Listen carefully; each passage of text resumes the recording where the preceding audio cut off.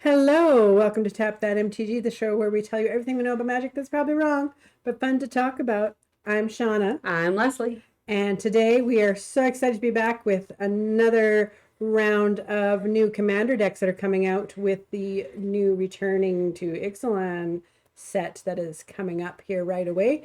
So we have 4 decks to go over, and we're going to go through and break down the decks, and, well, this deck in particular.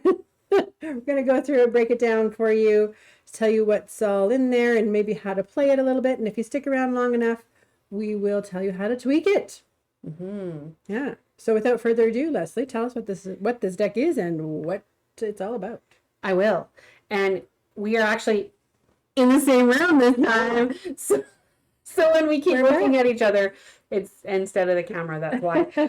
Yeah, that's right. So we're starting off with the pirate deck. I love the 4 archetypes in Ixalan. I've always enjoyed Ixalan. So yes, pirates is our first one with Admiral Brass, the Unsinkable. So a new Admiral Brass. She is a 5 mana cost commander that is a 3/3. When she enters the battlefield, you mill 4 cards. Oh no, why would you want to do that? No. Well, let me tell you. Because this deck is all about playing things from your graveyard and potentially stealing things from other people's graveyard. So at the beginning of combat on your turn, if you have her out, you can return a target pirate creature card from your graveyard to the battlefield with a finality counter on it. So for free, you just get to move something from your graveyard to the battlefield. Its base power and toughness is 4/4. So if it was a 2/2 pirate, that's okay, because now it's a 4/4.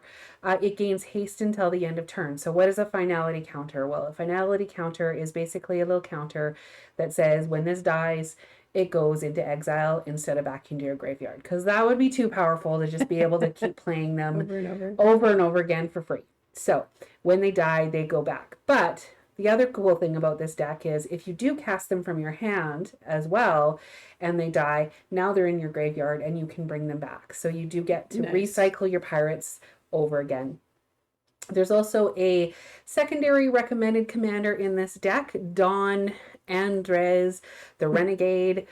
Each creature you control but don't own gets a +2/+2, has menace and death touch, and is a pirate in addition to its other types.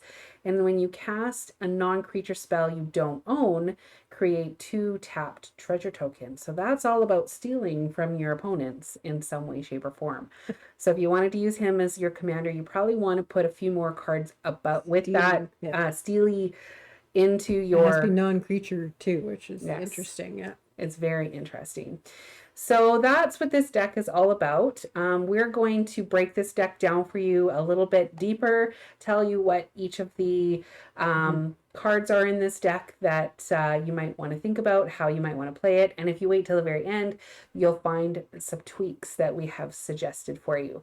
But Shauna's going to break it down a little bit further. What's the guts look like?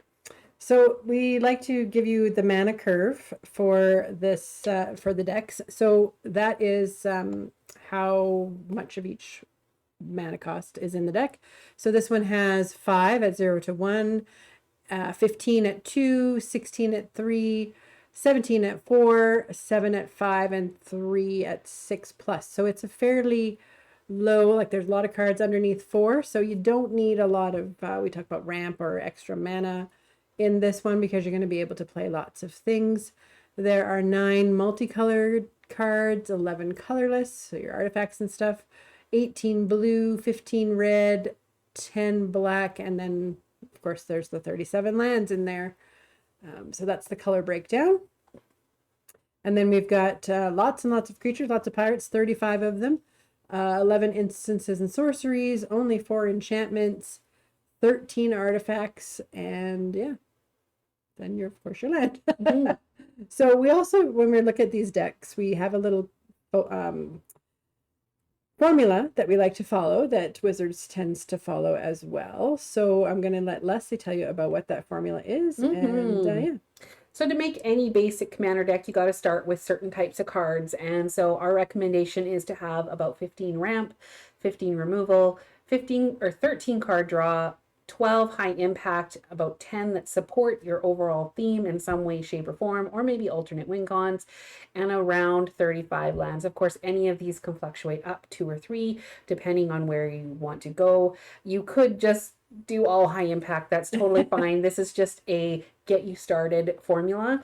So that's how we're going to evaluate these decks to see where they are in terms of that basic formula. And then we'll suggest some tweaks based on that. All So right. what's our first section? The first one is, of course, the ramp and mana generator type cards. So the formula calls for 15. The deck has 14. And of course, we start off with our typical Arcane Signet and Soul Ring. It's so nice that they put these into pretty much every deck that they make. So the Arcane Signet tap is 2 and it taps for 1 mana of any color. And the Soul Ring, of course, you pay 1 and it taps for 2 colorless. So those are great ones to have at the very beginning of the game. Mm-hmm. And then we have Commander Sphere, which of course just taps for 1 mana of any color in your commander's color identity. Sacrifice it and draw a card. So it kind of fits in 2 categories, which is also a good thing. Mm-hmm.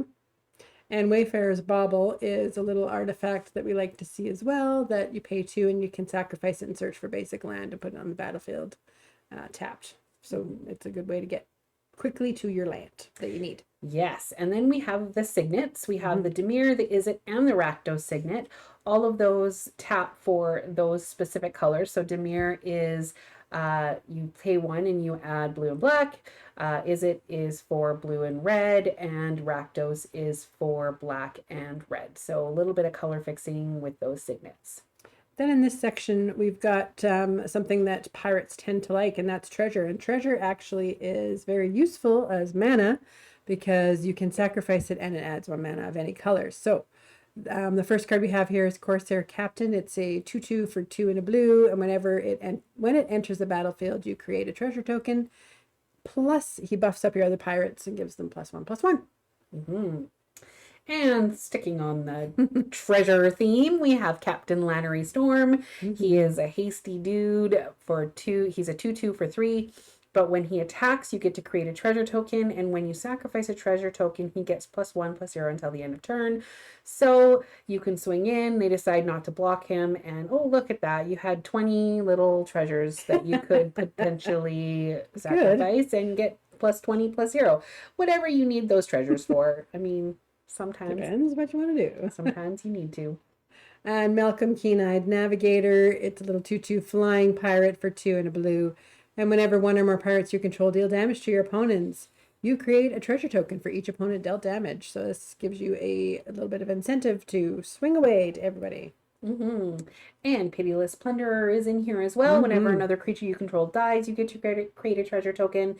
And of course, did we say what treasure tokens are? Treasure tokens you tap and sacrifice. Okay, good. You did. So, but anyways, you add 1 mana of any color to your mana pool. So they're nice little just mana rocks.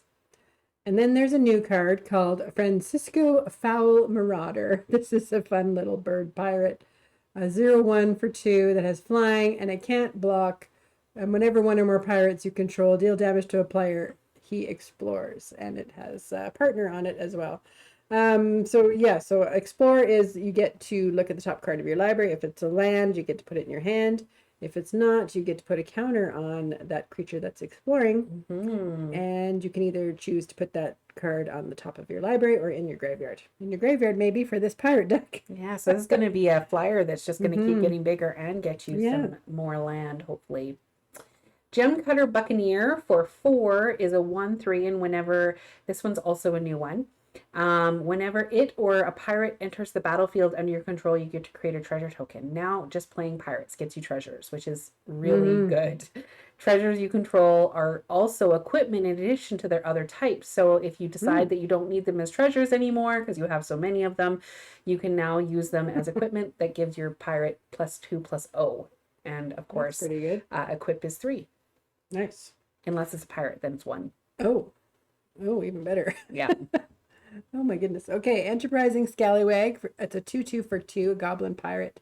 And another new card at the beginning of your end step. If you descend descended this turn, create a treasure token. So you descend if a permanent card was put into your graveyard from anywhere. So that includes your treasure tokens. If you sacrifice one of them, that counts. But now we're going to talk about how do you get stuff into your graveyard. Well, this is all about card draw. So our formula calls usually for about 13. This deck has 17, which is actually really good for this type of deck because the more cards you have in your hand, of course, your maximum hand size is 7. So you're going to be discarding cards, and there's a lot of cards in here that allow you to draw and discard at the same time. So the first one that's in this deck for card draw is a 4 mana cost artifact, Thassa, or Bident of Thassa. Whenever a creature you control deals combat damage to a player, you may draw a card. I love that it's may because sometimes you just don't want to. Maybe you're milling yourself out. You can also pay 2 and tap it, and creatures your opponents control attack this turn if able. So you can kind of force the attack if they're holding back. That could be bad because they might attack you or probably will attack you if the force them But to you want attack. your pirates to go in the graveyard anyway. But you want your pirates to go in the exactly. You want them to go in the graveyard, and you might have them buffed up enough, or give them death touch or something, right? So the Icon of Ancestry is a really nice artifact to have in this deck because when it comes in, you choose a creature type, which you're going to choose pirates, and creatures you control of that type get +1/+1. And you can pay 3 and tap this artifact to look at the top 3 cards of your library. You can reveal a creature card of the chosen type from among them and put it in your hand. Put the rest in the bottom of your library in a random order. So it's a great, great card for digging through and finding that pirate that you need. I love Icon of Ancestry. Kind of think it could go in every single tribal deck. Any of these decks could have that. Yeah. This is the only one that comes with it. Same with this one. Vanquisher's Banner is a good tribal card. It's only in the pirate deck. When it enters the battlefield, you're going to choose pirates. Creatures you control of the chosen type get +1/+1. And then whenever you cast a creature spell of the chosen type, you get to draw a card. So cast a pirate, draw a card. Herald's Horn. It's another great artifact for 3 that, again, you choose pirates. And creature spells of that type costs 1 less to cast, which is really great. At the beginning of your upkeep, you get to look at the top card of your library. If it's a creature of that type, you can reveal it and put it in your hand. So get an extra card if your creature is there. Yeah. Another one I really love in tribal situations. So this is new. The Indomitable. It is a vehicle for 4. It's a 6/6 with trample.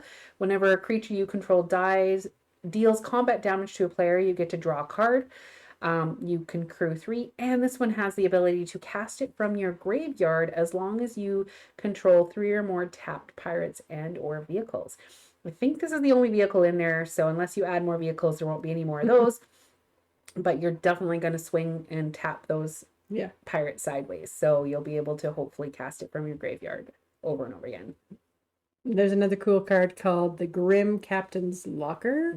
It is a legendary artifact for 3 and a black that says you can tap it and surveil 1. Surveil is you get to look at that card and put it in the graveyard if you want. I don't think you put it in your hand. Can't remember.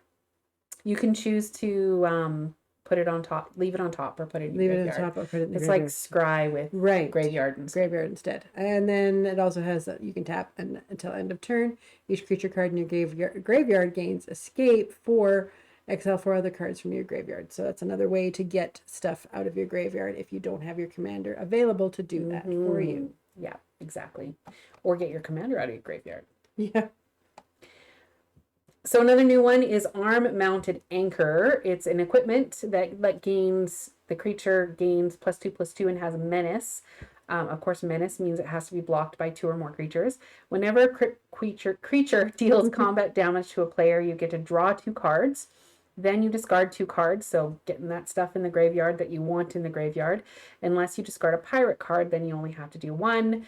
Equip is 2, and it costs 2 less to activate if you have 1 or fewer cards in your hand. So once you're out of cards, you can just basically equip it for free.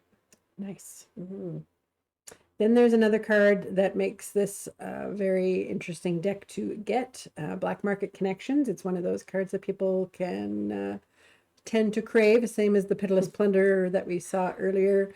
It is an enchantment that says the beginning of your pre-combat main phase, you get to choose 1 or more You can sell contraband, so create a treasure token, you lose a life. You can buy information, draw a card, or lose 2 life. Or you can hire a mercenary, create a 3/2 colorless shapeshifter creature token with changeling. You lose 3 life. So shapeshifters are whatever type you want it to be. So it is, of course, a pirate as well. King Narfi's Betrayal is a saga. It doesn't have read ahead, so you're going to start at number 1. On your first turn when you play it, each player mills 4 cards. Then you may exile a creature or planeswalker card from each graveyard. So now here comes the stealy from other people. And then on your next 2 turns until the end of turn, you can cast spells from among cards exiled with this guy.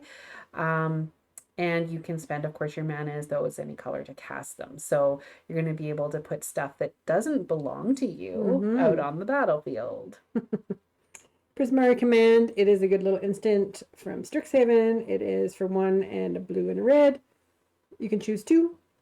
You can deal 2 damage to any target, or a target player draws 2 cards and discards 2 cards, or a target player creates a treasure token, or destroy target artifact. So it's a really, really useful little instant card that come in handy for you. Yeah, it fits in lots of categories. Distant Melodies is a sorcery for 4. You can choose a creature type and draw a card for each permanent you control of that type. So you may end up drawing a lot of cards if you have a lot of pirates out. It's crazy. Windfall is a 2 and a blue sorcery that each player discards their hand, then draws cards equal to the greatest number of cards players discarded this way. That's a fun card. Yeah. And Faithless Looting. Typical. This is a standard card you find in a lot. Draw 2 cards, then discard 2 cards. So you're going to be cycling through, getting rid of this, putting stuff in your graveyard that you want to cast for free. So remember, you're not just discarding the stuff that you don't need. You're actually discarding the stuff that you want to play. Yeah. And this has flashback, so you can play it again from your graveyard. Azure Fleet Admiral, a 3/3 for 4. He when he enters the battlefield, you become the monarch, and it can't be blocked by creatures the monarch controls. Yes, so if you lose monarch, it's a little bit of a punishment for them. Yeah, so monarch is you get to, at the end, on your end step, you get to draw a card, and if someone does damage to you, they get to become the monarch. Which means that you can steal the monarch back, no problem, because this guy will always get through. Exactly. Nice. Ha! Ha! Stealer. Daring Saboteur for 2 is a 2/1. He can't be blocked this turn if you give him a little bit of a buff and pay for that. And whenever Daring Saboteur deals combat damage to a player, you may draw a card. If you do, discard a card. So you can get in when you want to get in. Spectral Sailor is a great little card to have. For 1, it's a 1/1 flash flyer that lets you pay 4 and draw a card. So that's as many times as you need to. You don't need to tap him, and as many times as you have mana, you can draw cards with this guy. And the last one in this section is another new one, Stormfleet Negotiator for 3. It's a 2/2. He's got flying and he has parlay. So whenever Stormfleet Negotiator attacks, he's going to parlay, and each player is going to reveal the top card of their library. For each non-land card revealed this way, you create a map token. Then each player draws a card. So what is a map token? A map token is a little token that you can, like a treasure, you can tap it, sacrifice it, and this is going to allow you to explore. Nice. Yeah. Is it an artifact too? Yeah. Okay, cool. All right, then we're into our removal section. So the formula calls for 15. The deck has about 15. There is a beautiful card called Evacuation for 3 and 2 blue. It's an instant that says return all creatures to their owner's hand. Just when you think you're safe. And it can protect up from a board wipe. Yeah, definitely. They get theirs back too, but you get all yours back. Although you want yours in your graveyard, so. Rakdos Charm for 2. You get to choose 1. You can exile target player from a graveyard, destroy target artifact, or each creature deals 1 damage to its controller. So if they're getting a little bit too now that's yours too if you have too many, but let's say someone does Ingurg's Wake and they're just left with all their creatures, then you could be like, fine, then they all do damage to you. You vampire playing crazy person. Chaos Warp, this crazy card. It is a instant for 2 and a red that says the owner of target permanent shuffles it into their library, then reveals the top card of their library. If it's a permanent, they put it onto the battlefield. It's a risk you tend to take. I don't know. I don't like that card very much. She doesn't.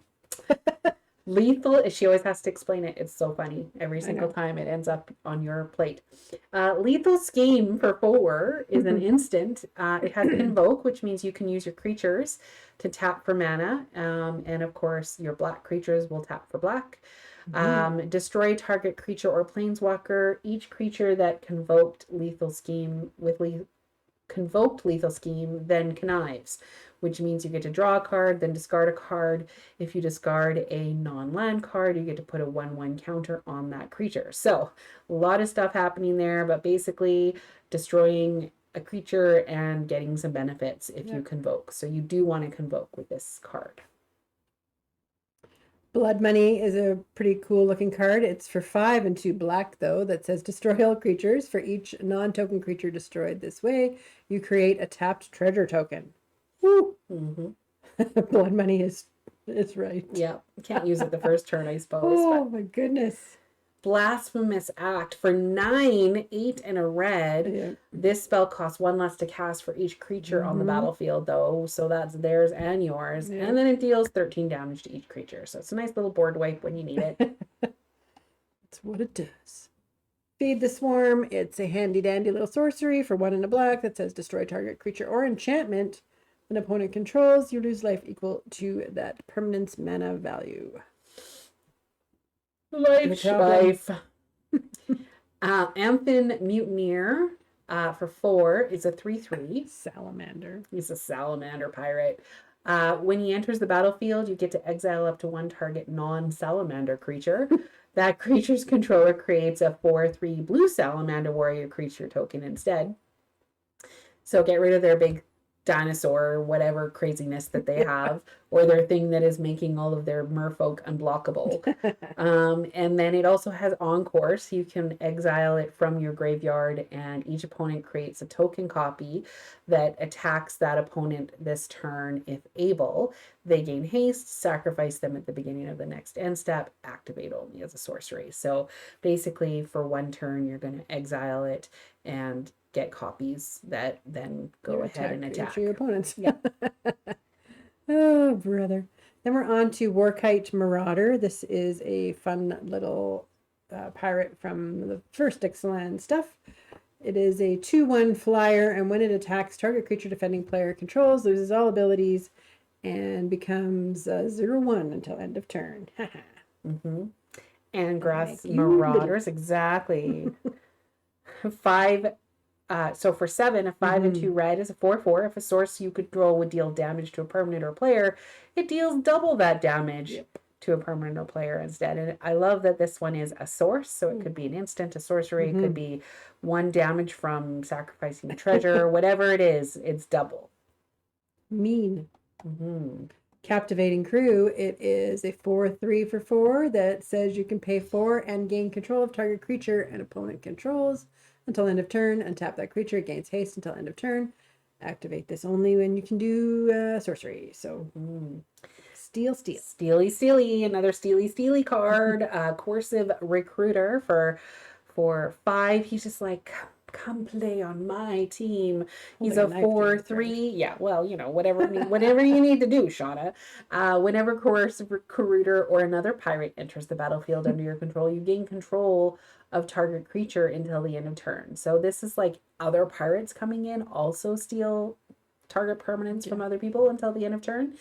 You untap that creature, and until the end of turn, it gains haste and becomes a pirate in addition to its other types. So it'll gain all of your pirate buffs, and you can send it flying because it doesn't matter if it dies. You want it to die. It's somebody else's.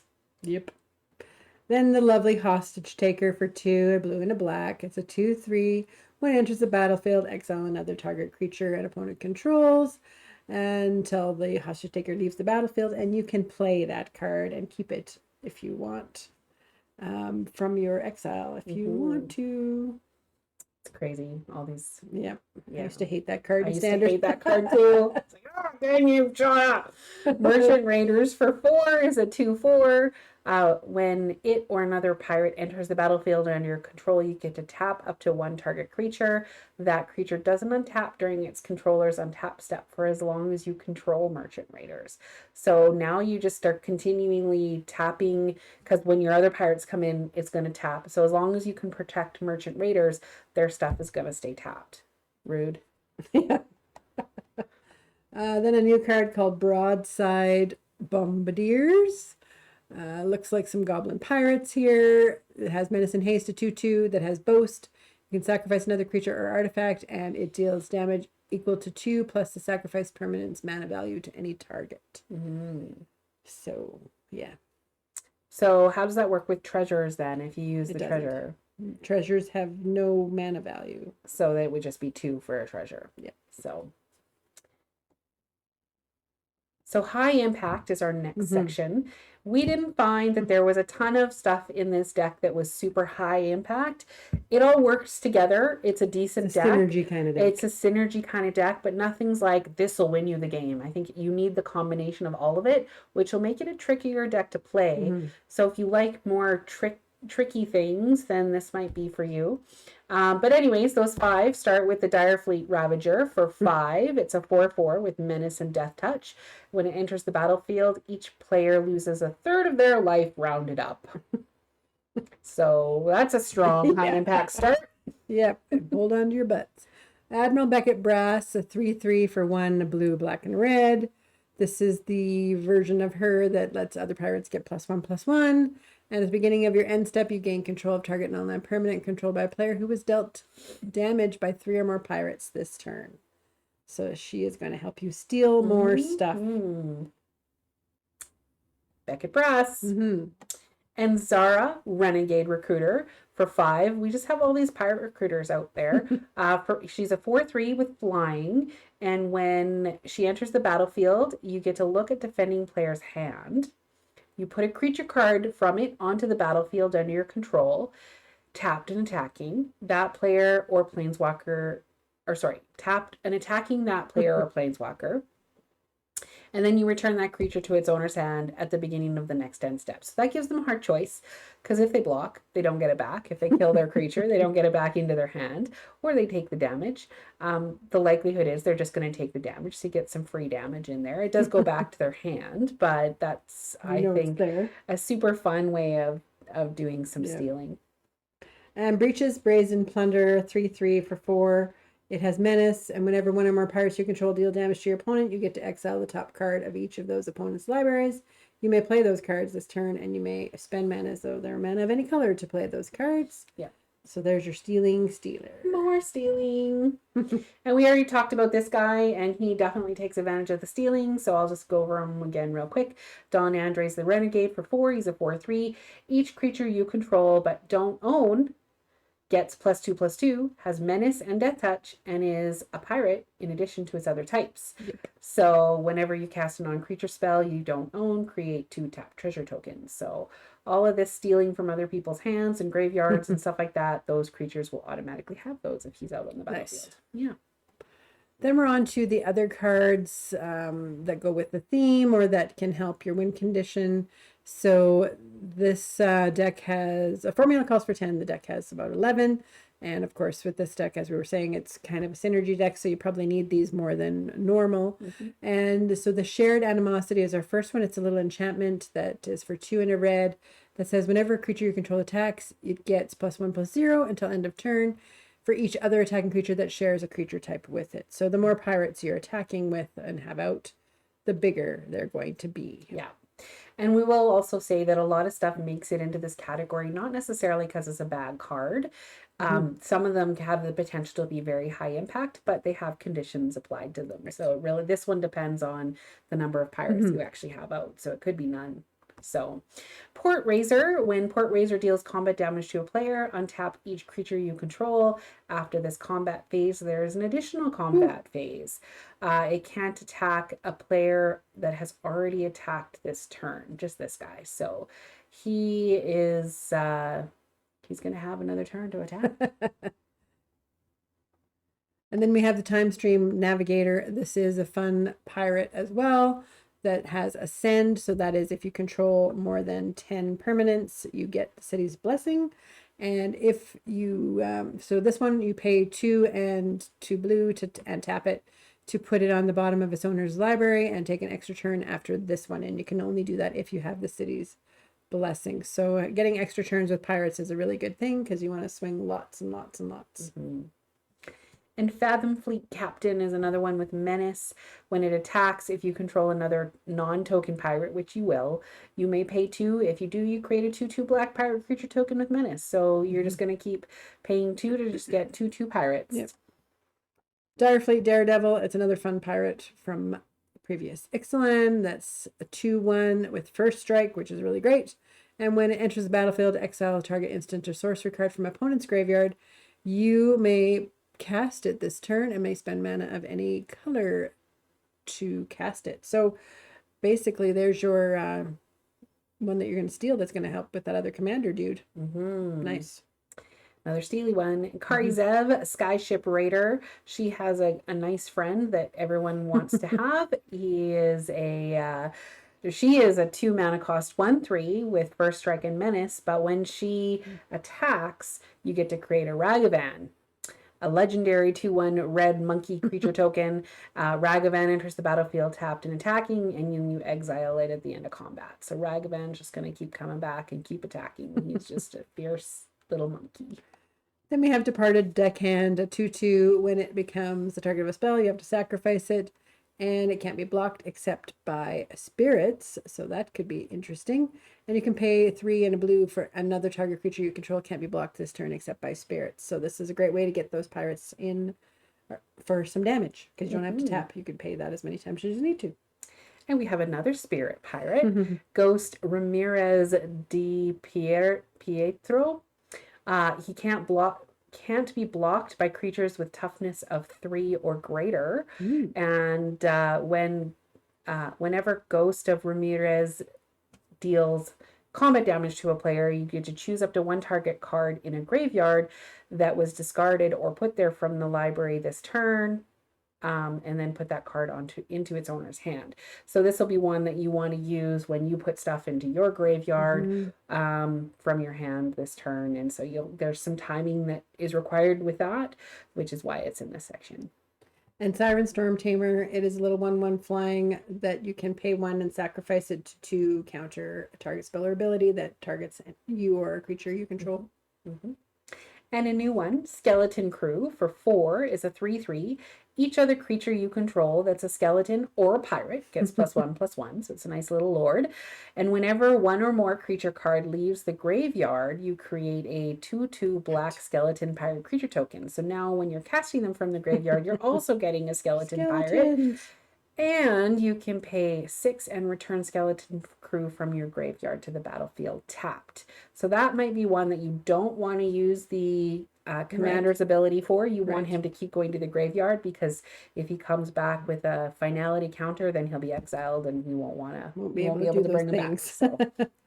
And then we have Ramirez de Pietro Pillager, a different version of that creature. It's a 4/3. When it enters the battlefield, you lose 2 life and create 2 treasure tokens, so that's okay. And whenever 1 or more pirates you control deal combat damage to a player, exile the top card of that player's library, and you may cast that card for as long as it remains exiled. So a little hostage taker there as well. Nice. So as far as land goes in this deck, we usually recommend around 34, 35. This deck has 37, so not too bad there.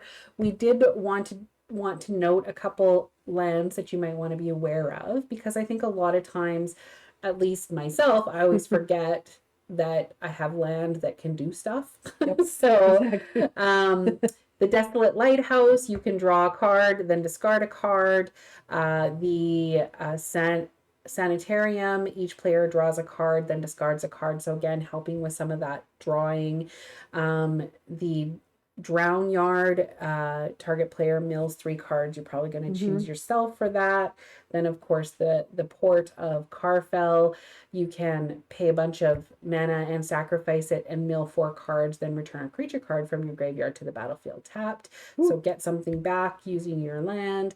And then, of course, Rogue's Passage. This is in all of the decks, but it's worth noting in all of the decks because you can pay 4 and tap it to make something unblockable this turn. So get in for that damage that you need to get in for.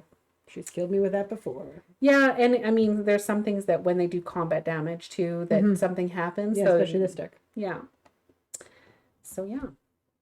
Okay, so we also have a little graph here that Leslie made that shows the overall the formula versus the deck. So as you can see, this is pretty much the same as the formula here for this deck. So that's except really for that. Yeah, except for the high impact piece. But again, like we talked about this sometimes with these kinds of decks where they're based on a creature type, they're a lot more about the synergy rather than the high impact 1 or 2, 3 cards that are going to win you the game. It's more about making that whole team work for you. So that's what this deck is. And then we're going into our tweak. So thank you for sticking around with us. We've got a few that we thought would be kind of fun. So if you are going along the lines of that whole treasure thing, as you can see, there was quite a bit of treasure stuff happening here. We've got the Hellkite Tyrant that we thought would be fun to have. It's not a pirate, but it's a 6/5 dragon. Who doesn't like flying? Leslie especially. A 6/5 dragon with trample. And whenever he deals combat damage to a player, you get to gain control of all artifacts that player controls. And at the beginning of your upkeep, if you control 20 or more artifacts, you win the game.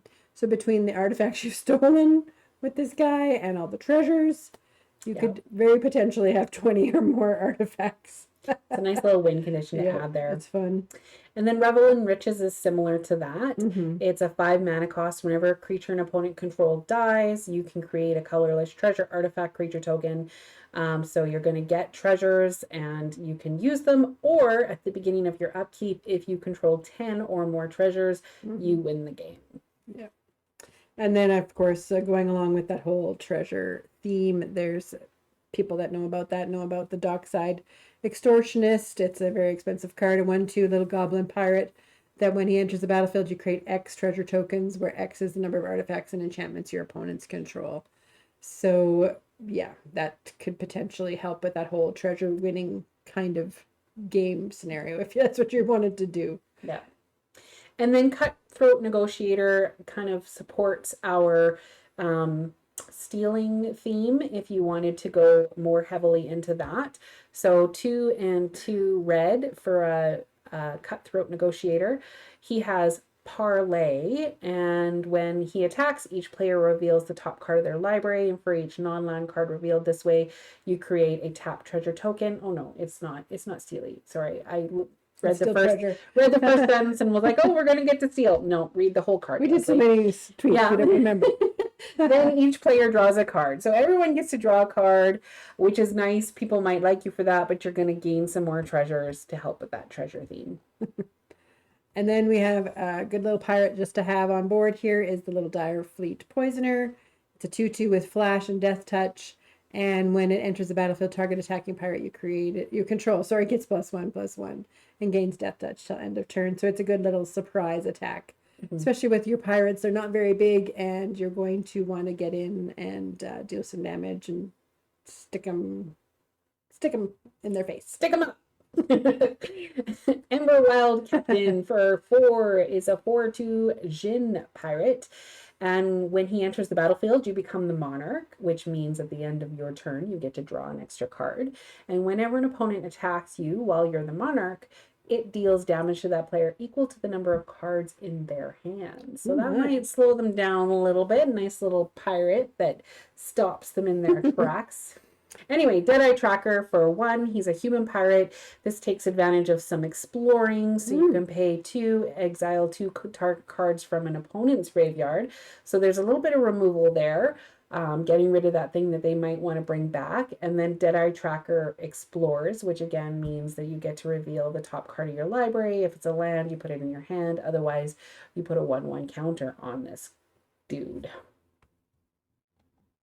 And then we have Angrath, the Flame Chained, captain of the pirates. He is a 3 and a black and a red planeswalker for 4 loyalty that says +1. Each creature, or sorry, each opponent discards a card and loses 2 life. Or you can do his -3, which is gain control of target creature until end of turn.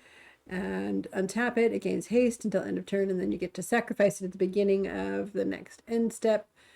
If its converted mana cost is 3 or less. So steal their nice little things. And sacrifice And it. his -8 is exile, or sorry, each opponent loses life equal to the number of cards in his or her graveyard. That's nasty. And He I is a like that pirate. those are each opponent, not each player. Yes. Each opponent. Because you're going to have lots in your graveyard. Yeah, you don't want that. Mass manipulation is a nice way to gain control of people's stuff. So XX and 4 blue. So it is going to be a little hard to cast. And basically what XX means is, let's say you wanted X to be 3, that would cost you 6 because it would be 3, 3, and then 4 blue. So gain control of X target creatures and or planeswalkers. And then in Trancing Melody, it is a X and 2 blue sorcery that says gain control of target creature with converted mana cost X. So get their big dino, get their little vampire that's doing stuff, whatever, get their stuff. And Shauna reminded us of this one. She has, you said you have I have a special version nice of it. pretty copy of her and want to play with her. So this is the deck to put it in, because this actually works really well with this deck. It has protection from permanents with corruption counters on them. So what does that mean? So she's going to come out with 4 loyalty. You can +1 her, and each opponent loses 2 life, and you gain 2 life. And you get to put a corruption counter on one of the target creatures and or planeswalkers. You didn't say the name of the card. No, I didn't, because I don't want to translate. They can read it on the screen. Okay. Gain control of -3 is gain control of target creature or planeswalker until the end of turn. You can untap it and put a corruption counter on it, and it gains haste until the end of turn. So again, you're going to get to steal, then you put a corruption counter on it, and they get it back, but now it can't attack her. And then -7 is gain control of each permanent with a corruption counter on it. So you're just going to want to keep pumping her up, put corruption counters on everything, and then steal them. Yes. I think it'd be really fun. It would be. I think this pirate deck is meant to be fun. I think so. Most pirate decks Speaking of pirates that are fun, Dargo the Shipwrecker is a very big boy, a 7/5 with trample for 7, but as an additional cost to cast this spell, you may sacrifice any number of artifacts and or creatures. This spell costs 2 less to cast for each permanent sacrificed this way, and 2 less to cast for each other artifact or creature you've sacrificed this turn. So if you've used treasure to do stuff, that counts towards decreasing this cost. So it is a really fun little card to play, and 7/5 trample is nothing to laugh about. No. So, He's a fun giant. And of course, the other thing that is going to be hard with this deck is your commander does cost 5. And in order to take advantage of a lot of the stuff that this deck does, you need your commander out. So you need to protect your commander in some way. And there's not a lot in this deck that actually protects your commander. So we thought putting in Swiftfoot Boots would be an easy add for it. It gives the equipped creature hexproof. You don't really need haste, but benefit, I suppose. That will at least stop them from targeting your commander. And then there's some instances, Dive Down and Shore Up, that basically give a buff to your creature as well as giving it hexproof until end of turn. So they're great little instances to have in your arsenal if you need to protect your commander. Yeah. And then we also thought sometimes you just need to instantly give something indestructible if someone wipes the board and you want to save at least your commander. So Armor of Shadows and Without Weakness both do that until the end of turn. Target creature gains something and indestructible until the end of turn. So in one case it's +1/+0, and then the other one is just it gains indestructible. The nice thing about Without Weakness is that it also has cycling, so if you don't need it for the indestructible, you can discard it and draw a card. So Yeah, so that's it for this. Thanks for watching. Feel free to connect with us on Facebook, Twitter, and Instagram. We'd love how you would tweak this little fun deck. And that's it for this time. And we'll see you next time. And in the meantime, Tap those magic cards and have fun doing it. bye, Bye, everyone. guys.